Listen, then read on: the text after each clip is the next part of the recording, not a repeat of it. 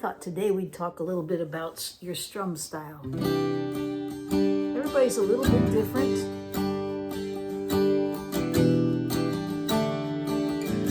But there's challenges to it if you don't do it, some things correctly.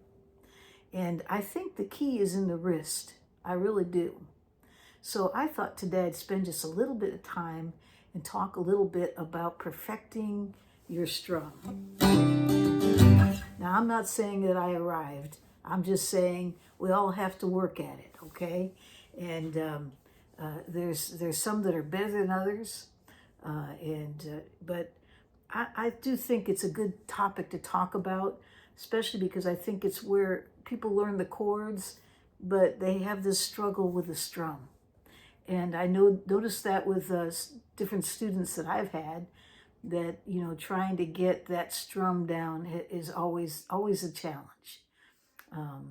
So let's talk a little bit about that. But before, we have to remind you that on the 18th, that's next week, the 18th, I'm going to have a live, and everyone's invited, everyone, okay? So if you're interested, go to the tab that says live on my channel and mark that you're interested, so that you get a reminder when it comes up.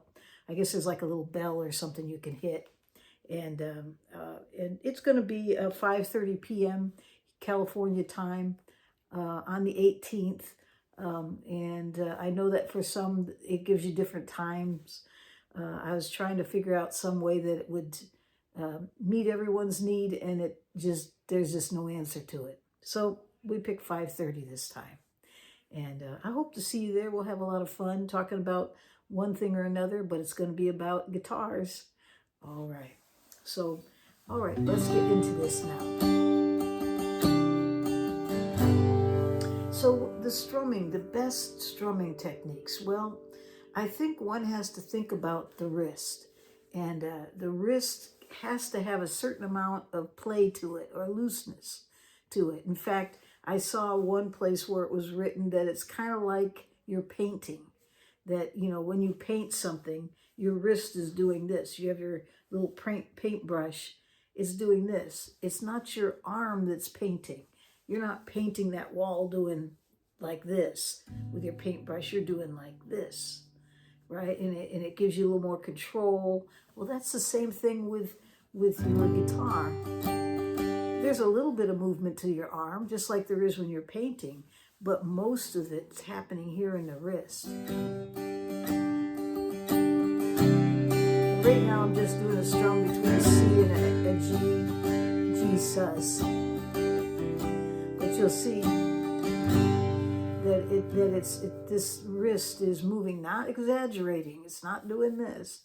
It's just very slight movements, and I'm focusing. You know, I'll like focus down here,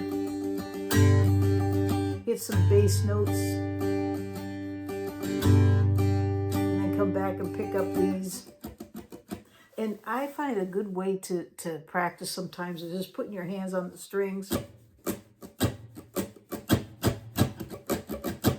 and practice that way, so you're not paying a whole lot of attention to what's going on up here. You're just getting a rhythm, and you're teaching your arm and your wrist and your fingers to smoothly hit those strings. And that's real key as well, is when you hit the strings that it happens smoothly. Well, I found it's a lot easier if you focus in sections, you know, like 3 or 4 strings at a time, rather than trying to do them all at once. You tend not to get as smooth of a hit when you do that, okay? So that's 2 things right there. One is that there's a key in the wrist. There has to be a certain amount of looseness. 2, you want to be able to strike those strings smoothly. So consider, I'm not saying there isn't a time for doing this, where you're picking up that all 6 strings at a time.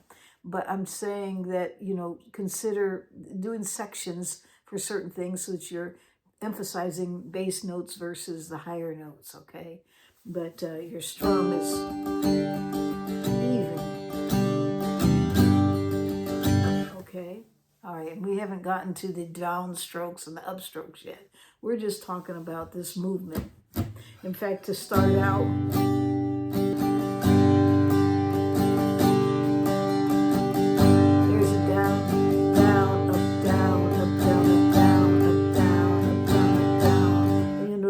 emphasizing that first down.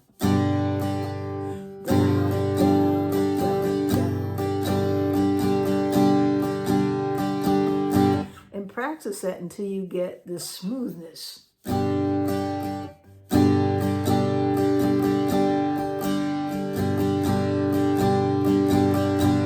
Now, when I work out a rhythm or something, I'm generally not thinking down, up, up. I'm usually just listening to it and getting the groove to it. And it's almost like playing a drum. And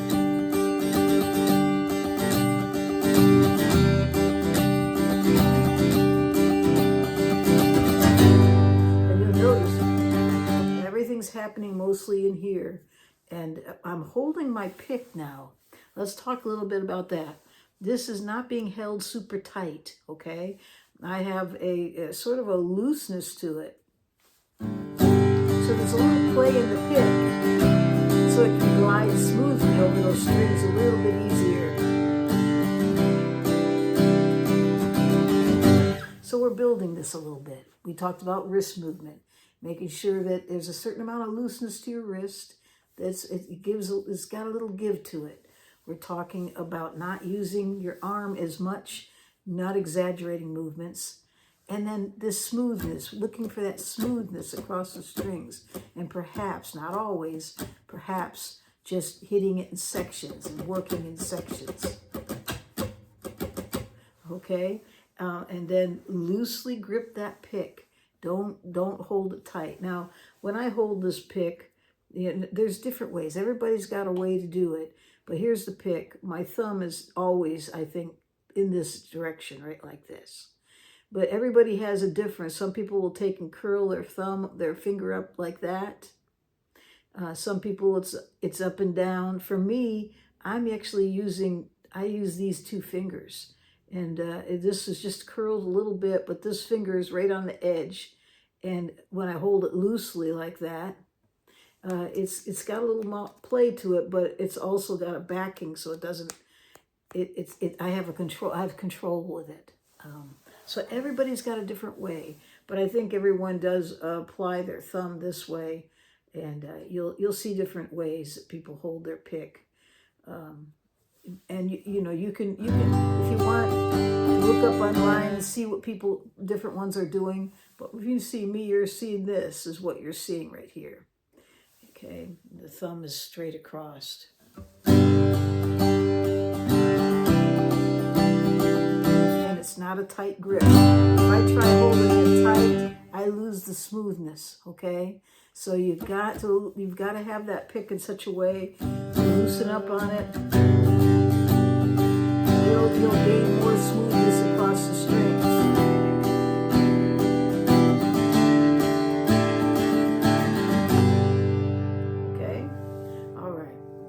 So usually, when you're playing, if you need a forceful stroke, it's the downstroke. Hear that?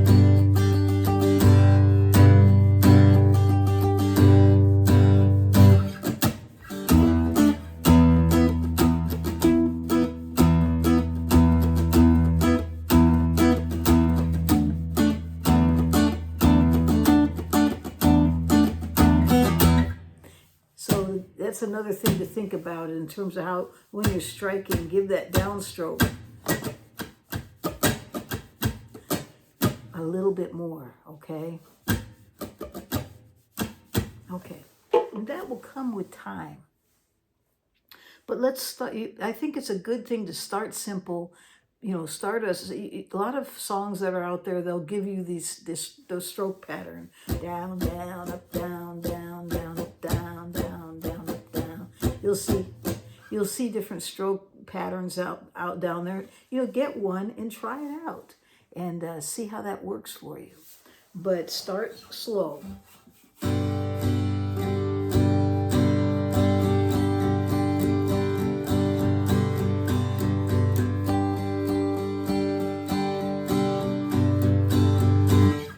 Okay, so that's using a pick. Now, I found that I have a lot more control when I don't use a pick. but I use both. It just depends on what I'm doing, because my fingernails will wear out if I did this all the time. But it is a nice way when I'm playing, especially in church, and we have a song like this song Praise. It starts out and you hear that guitar. Well, when the guitar finally comes in, I think the first part they're just doing first strums, like strums every at the beginning of each measure or something to that effect. I'd have to hear it again to remember. But there comes a point when you're getting that.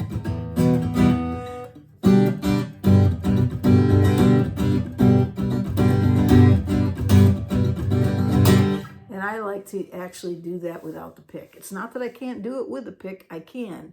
It just seems smoother to me. And I seem to have more control, and I can control how loud it is.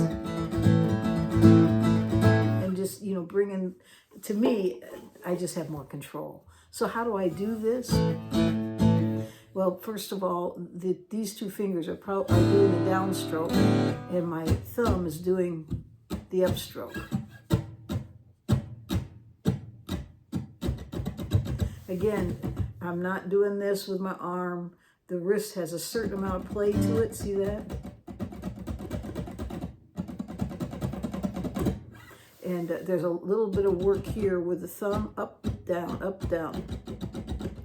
This pointer finger is pretty much just going for the ride. It's not that it doesn't have a place, because sometimes I'll bring it in, but for the most part, for that rhythm.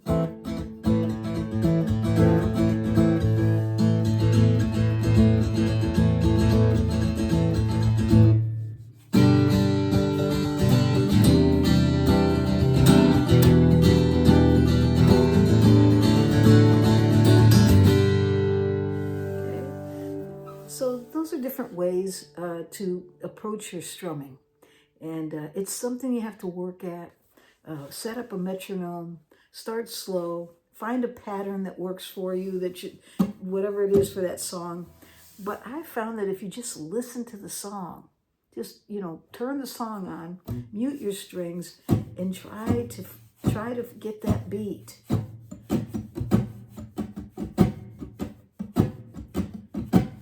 If you're going to work with a pick, the nice thing about the pick is that you easily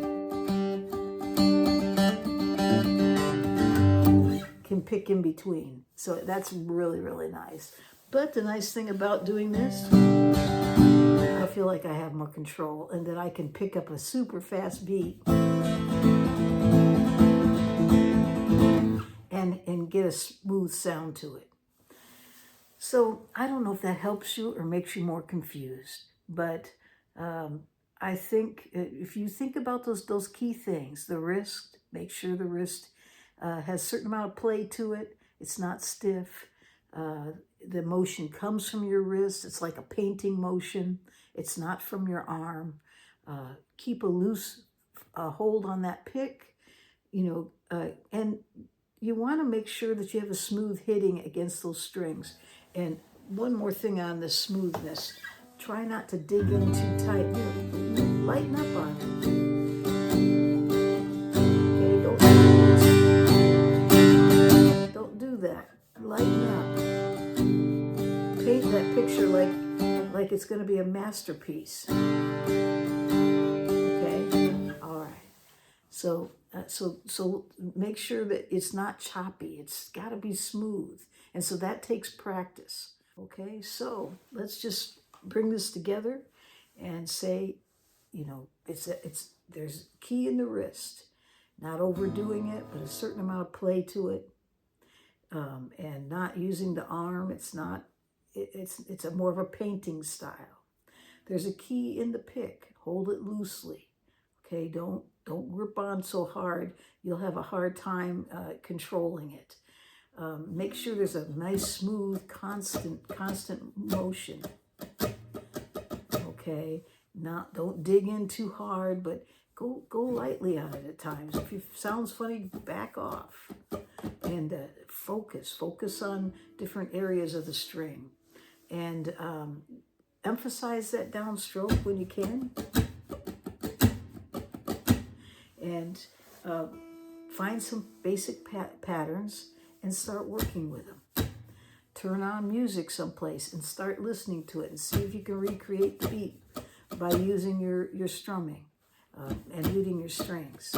That's a really good practice way. Use a metronome. You'll be surprised how you think you're on, but you're not. Happens to me all the time. And so yeah, so there we go. I thought I'd leave that with you today. I hope it helps you out. And I don't know, it's a lot of fun to play guitar, and it's a lot of fun to play with others. And get yourself a really good pick. I like mine. I use the Guitar Moose picks simply because, well, this one doesn't stick on this finish, but it does stick. It's made with a carbon fiber. It has nice flex. It wears nicely.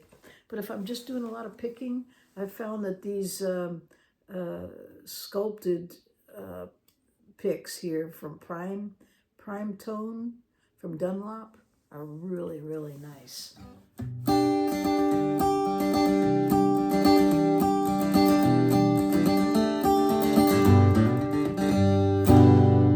right, so let's just leave it right there. And I hope you have a great day or night wherever you are in this world.